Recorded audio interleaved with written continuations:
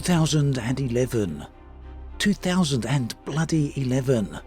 Obama had been in office just under 3 years.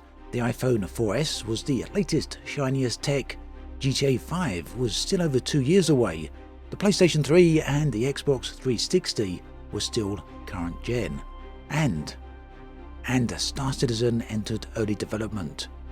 Chris Roberts' project hit Kickstarter in 2012, around 1 year after initial prototype development. Today, 11 years later, developers at CIG still don't have a finalized version of the game. Worse, they recently made major cutbacks to the game's public roadmap. For any other game, making cuts to a roadmap might not be such a bad thing, but Star Citizen is different. It prides itself on open and transparent development. Indeed, such openness is generally considered to be a requirement due to the fact that the game continues to be crowdfunded. So, before we look at exactly what CIG have done, let's first take a look at why they have done it. For that, we can use CIG's very own words. There still remains a very loud contingent of roadmap watchers who see projection as promises, and their continued noise every time we shift deliverables has become a distraction both internally at CIG and within our community, as well as to prospective Star Citizen fans watching from the sidelines and our open development communications. In short, CIG feel that backers and fans of Star Citizen place too much faith on the roadmap. They're saying that development changes, that priorities and goals shift.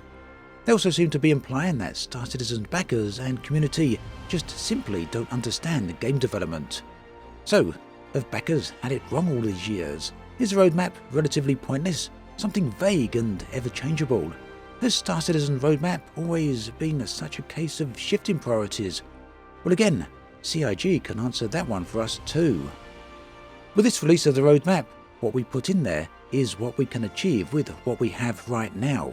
It's what we are pretty damn sure we can do, what people feel is completely doable. That's from Erin Roberts no less, albeit from before the current iteration of the roadmap. And that quote is as recent as 2019. So really, I guess Chris needs a word with his brother, as clearly Erin and CIG both have very different ideas of what Star Citizen roadmap is all about. Okay, so now I've got all the hyperbole out of the way, I'm sure at least a few of you are waiting for me to be a little more serious about all of this.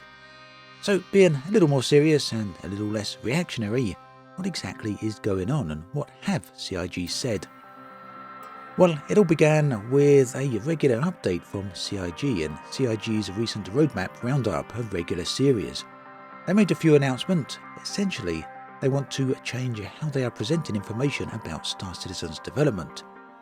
Back in December of 2020, they released a new form of roadmap which was comprised of two segments, a progress tracker and a release view.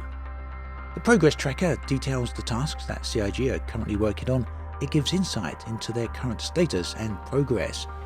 The company feels that this view is the most important view on development. The release view, meanwhile, is a release schedule that highlights when certain features and updates will become available. This is set by quarterly releases. On screen, you can see an older screenshot of this release view. This, though, is how it looks today.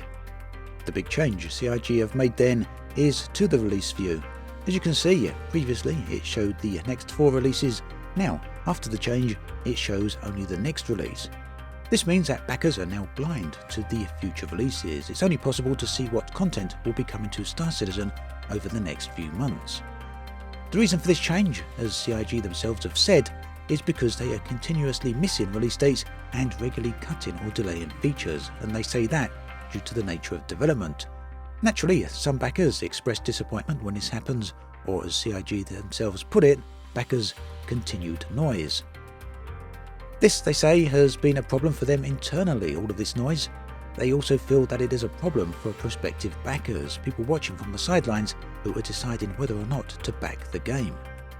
Clearly, these prospective backers are trying to decide whether or not to give CIG their money. They want to know if the project is worthwhile and where it is heading. So perhaps these prospective backers get a bit jittery, a bit jumpy when they hear current backers complaining about delays, shifting priorities and cut content. So, using CIG's words, one could quite reasonably make the argument that the company is worried about money. Now, at the end of the day, are CIG making the correct move here? Well, as far as I'm concerned, yes they are. If they are unable to commit to content that they are placing on the release view roadmap, then that content just shouldn't be listed there in the first place. CIG are correct.